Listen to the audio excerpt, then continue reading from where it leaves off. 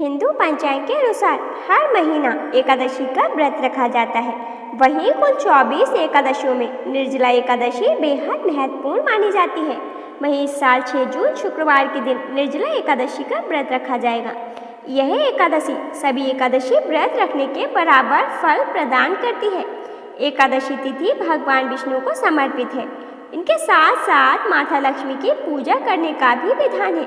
अब ऐसे में इस दिन जो व्रती भगवान विष्णु की पूजा कर रहे हैं, उन्हें पूजा के दौरान भोग विधिवत रूप से लगाने से लाभ हो सकता है। 2025 में निर्जला एकादशी की तिथि शुभ मुहूर्त पंचांग के अनुसार 6 जून को रात 2:15 पर एकादशी तिथि शुरू हो जाएगी। यह तिथि अगले दिन यानी 7 जून को सुबह 4:47 पर समाप्त होगी। इसलिए निर्जला एकादशी का व्रत 6 जून को रखा जाएगा और एकादशी व्रत का पारण हमेशा द्वादशी तिथि में किया जाता है। इसलिए निर्जला एकादशी व्रत का पारण 7 जून को होगा।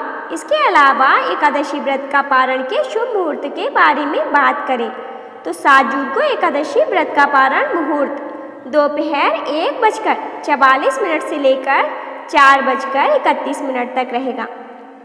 तो दोस्तों, आइए जानते हैं कि निर्जला एकादशी के दिन भगवान विष्णु को किन चीज़ों का भोग लगाने से लाभ हो सकता है।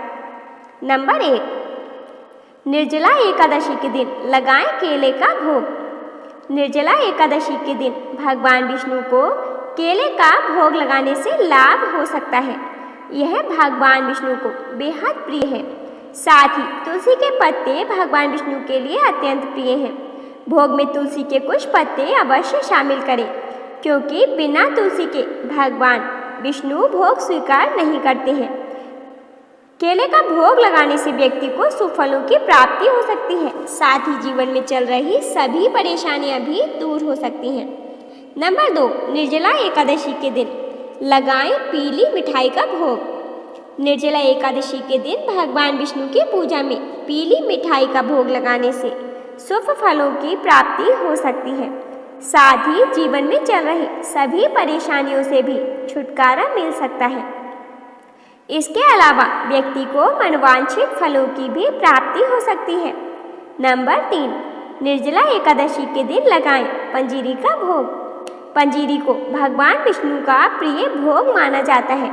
ऐसा माना जाता है कि निर्जला एकादशी के दिन पंजीरी का भोग लगाने से भगवान विष्णु प्रसन्न होते हैं और अपनी कृपा बरसाते हैं। यह व्रत करने वालों को पापों से मुक्ति और मोक्ष प्राप्त करने में भी मदद करता है। नंबर 4, निर्जला एकादशी के दिन लगाएं साबूदाने की खीर का भोग।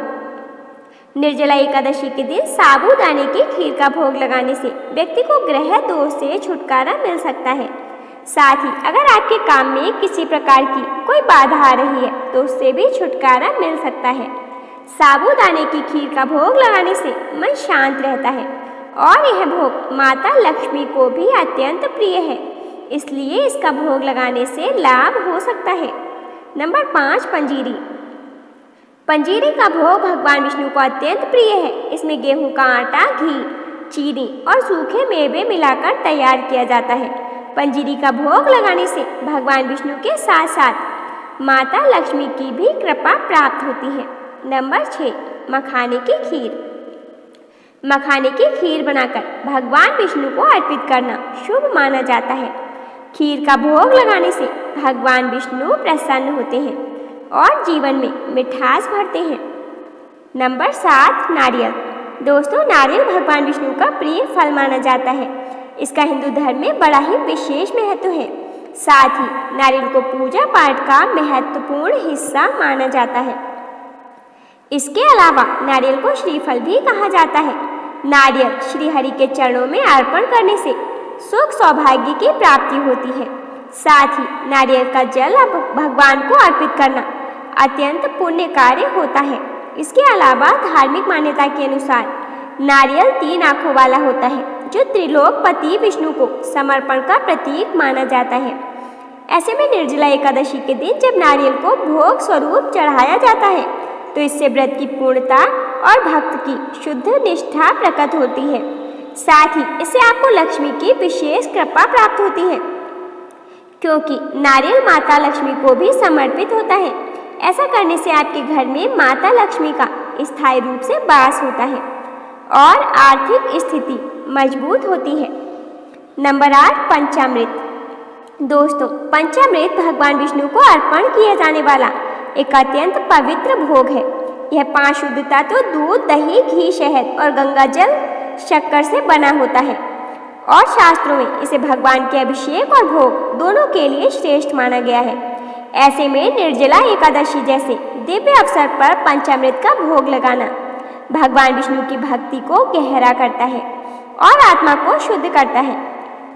इसके अलावा भगवान को पंचामृत चढ़ाने से उनका विशेष आशीर्वाद प्राप्त होता है। यह भक्त के समस्त पापों का नाश करने वाला होता है।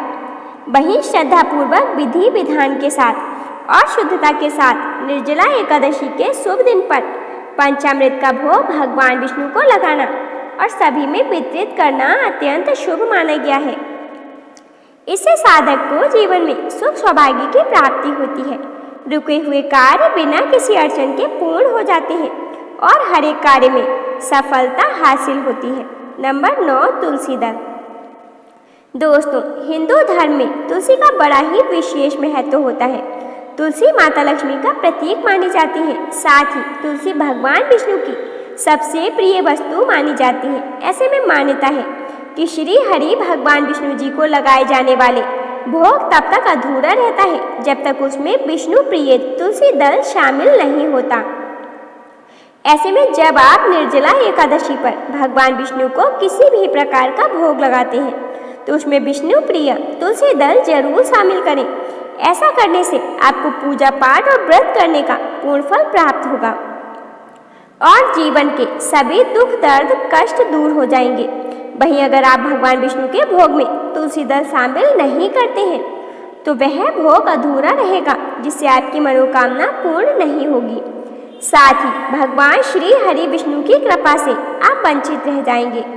शास्त्रों में लिखा है कि भगवान विष्णु को एक तुलसी पत्र अर्पण करने से सहस्त्रों यज्ञों का फल मिलता है। इसके अलावा आपको इस बात का भी विशेष रूप से ध्यान रखना चाहिए कि एकादशी के दिन तुलसी में जल नहीं देना चाहिए। नंबर 10, फल। प्रिय भक्तजनों, फल भगवान विष्णु को अर्पित करने का सबसे शुद्ध, सात्विक और प्रिय भोग है। विशेष रूप से केला, अमरूद, अनार, पपीता, अंगूर आदि फल शुद्ध जल से धोकर श्रीहरि को अर्पित किए जाते हैं। शास्त्रों में वर्णित है कि फल भगवान को प्रसन्न करते हैं क्योंकि वह प्राकृतिक उपहार होते हैं जिनमें कोई हिंसा या विकृति और नकारात्मकता नहीं होती है। इसके अलावा यदि फल एकादशी पर अर्पित किए जाते हैं तो वह पूजा पाठ करने के पुण्य को कई गुना बढ़ा देते हैं, जिससे साधक के अन्न धन के भंडार भर जाते हैं। जीवन में सुख संपत्ति और धन ऐश्वर्य की प्राप्ति होती है और आपकी मनोकामना यदि अधूरी है तो वह भी पूर्ण हो जाती है।